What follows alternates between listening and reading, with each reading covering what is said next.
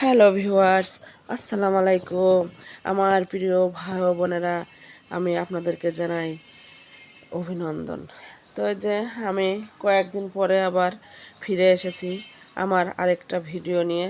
তা ভিডিওটাই আমি আজকে রাখছি রসুনের আচার, কারণ রসুনের আচার শরীরের জন্য খুবই সুস্বাস্থ্যকর একটা কি বলবো মানে একটা মেডিসিনাল।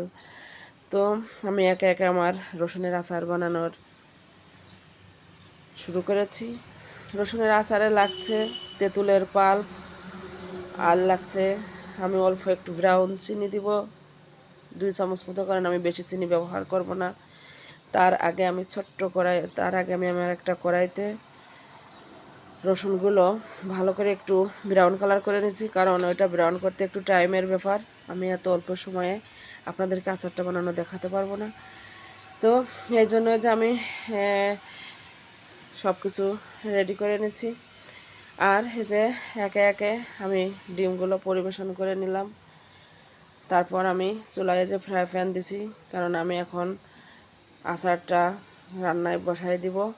তো যে ফার্স্টে ফ্রাই প্যান দিছি, তারপর আমি এই যে সরিষার তেল দিলাম, দেওয়ার পরে রসুনগুলো দিয়ে দিছি, দিয়ে একটু নাড়াচাড়া করলাম আর কি।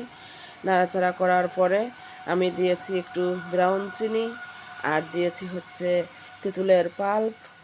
এই তেঁতুলের পাল্প দিলে পরে মানে রসুনের আচারটা খুব ভালো লাগে, একটা টক টক ভাব আসে এবং এটা অনেক সুন্দর লাগে। আর লবণ তো আছেই সাথে, তো আমি বেশি মশলা দিইনি।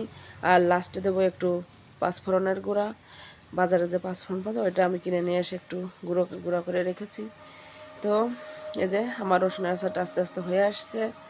তো এখন এই রসুনের আচারটা আমি অনেক আগে থেকেই বানাই এবং এটা আমার ঘরে আমি রাখি সব সময়, কারণ এটা ভাতের সাথে 2 কোয়া 4 কোয়া নিয়ে খেলে শরীরের জন্য উপকার।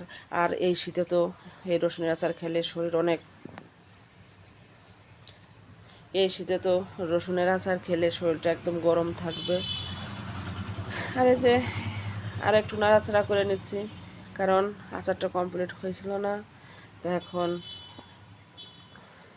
এই যে হচ্ছে, আর আমি একটু আপনাদের ঘুরায় দেখালাম। এখানে শেষ করছি।